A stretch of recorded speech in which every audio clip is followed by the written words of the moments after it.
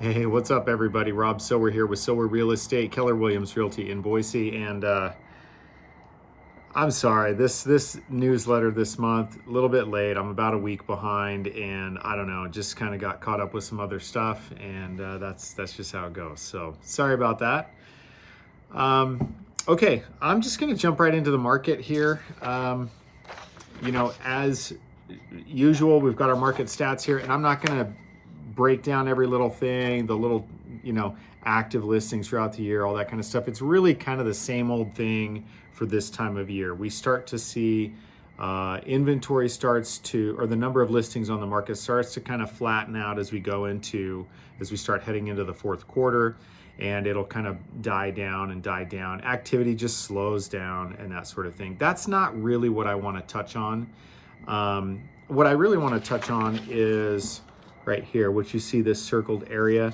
That's the average home sale price going back to 2021. And as you can see, it's pretty flat, really flat, right? Now, that's part of the story. So yes, it is flat on the graph, but what that doesn't take into consideration is, inflation, like the cost of everything else has gone up. And it also doesn't take into consideration, sorry, I'm watching, there's a big old huge bug flying around. Hope he doesn't come over. Oh well, if he does. That also doesn't take into consideration like the price reductions that have been happening. So I would actually argue that prices, for all intents and purposes for real estate, have actually been going down. Now, the good news, so-called, recently is the interest rates have gone down. So, and I do think that is good. However, I will also say there's kind of a contrarian view of one of the guys that I watch, the Rebel Capitalist, George Gammon, I think is his name, George Gammon. And you can check him out. I'll put the link to the podcast below, where he talks about how the cutting of the interest rates is actually an indication that the economy is really not doing that well. And so he talks a bit about recession and some of the stuff that's just kind of over my head, but it's kind of an interesting take. And I think it's kind of it's just a good thing to be aware of. That being said, interest rates, if you're a buyer, always helps.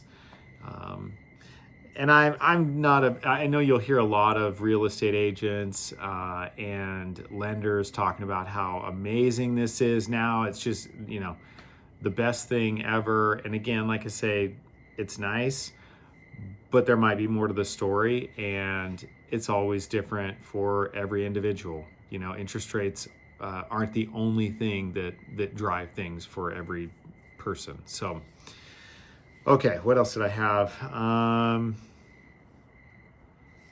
think that's pretty much it. So I do want to jump into some of the stuff that's been going on lately, and I don't know. I will say, so the whole thing with Charlie Kirk has been, that was really impactful for me. I don't know how all of you guys responded to it, but it hit me pretty hard. And I think part of it is, like, obviously I don't know Charlie Kirk. But I think what hit me really hard is, being a dad and a husband and seeing that happen, regardless of what your personal beliefs are about different subjects. I just was really, I guess, shocked and horrified. I mean, it was horrible to see and to know that, his wife and their kids, it's just such a horrible thing. And like I say, to have that be because someone disagrees with your political views, it's like, people should be able to dialogue and talk about this stuff and be able to at least, politely hash these ideas out, even if they're controversial. If you're not able to have respect for the other person and talk these things out and say, hey, here's my point of view, tell me what yours is, and you go back and forth and you have a respectful dialogue. I don't know. It was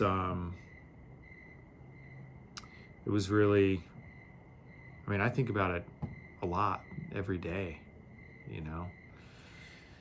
Anyway, I guess my hope is that, from this sort of thing, it'll cause a lot of people to slow down and to really recognize the fact that even though someone you disagree with is, no matter what, they're a human being and they have intrinsic value because they're a human being. And I just find it to be shocking that there would be such an easy disregard for another human being's life. And we saw it with the Ukrainian woman on the train, such a horrible thing. I mean, we see it in school shootings too. It's just, there's a total disregard for human life and the value that human life has. And I don't know, it's just a little bit heavier this week. I don't know, I don't want this video to be all about that because it's a real estate video. But as I've always said, real estate's important, but it's not the most important.